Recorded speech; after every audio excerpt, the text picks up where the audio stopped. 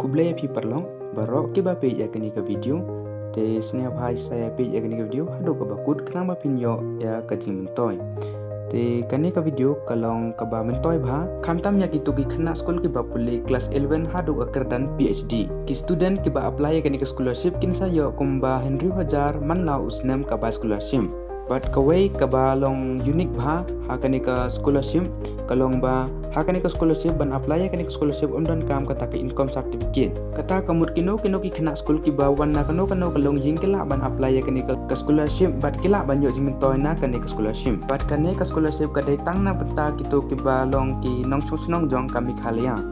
but ya kani ka scholarship pila ban apply online na kani ka website Mikhalia one portal ya kani ka scholarship lala ban apply na du kasi tarik jong September hadu live kau tarik jong September te perlo WhatsApp ya ka last date sa apply no kloi ka ba pirang don kapor ba pin kam sha sho ya mentangin ya page in more detail sa phang kani ka scholarship tang ki khana school ki badai na ka Mikhalia ki bala ban apply ka scholarship but ki ba studi ya kani ka full time course mo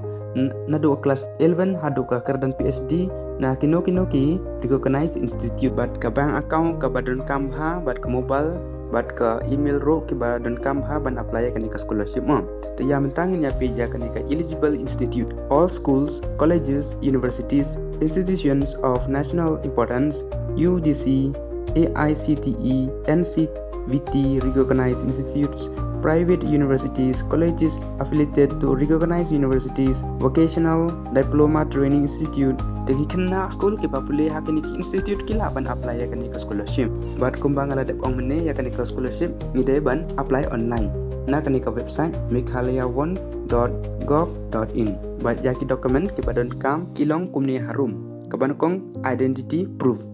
Pila ban use daga MHIS card lani kani ke job card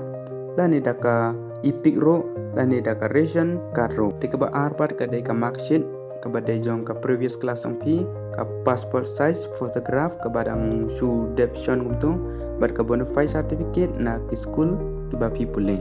te wat pensem no ya kani ka ba scholarship ka ba ka sarkar kala ai kerpang na benta ki to ki nong Mikhalia ki ba dai ki nong song ka Mikhalia kum ka wena ki dak ban kitiu ya kani ka pule puthi ha kani ka jela jongi ka Mikhalia te perlok sa apply no kloi ya kani ka scholarship balada dan bona phi ki bomnang ban apply ya kani ka scholarship join ha ka to ka group bangala chna kar badai ka WhatsApp group sa page ka link ha ka description but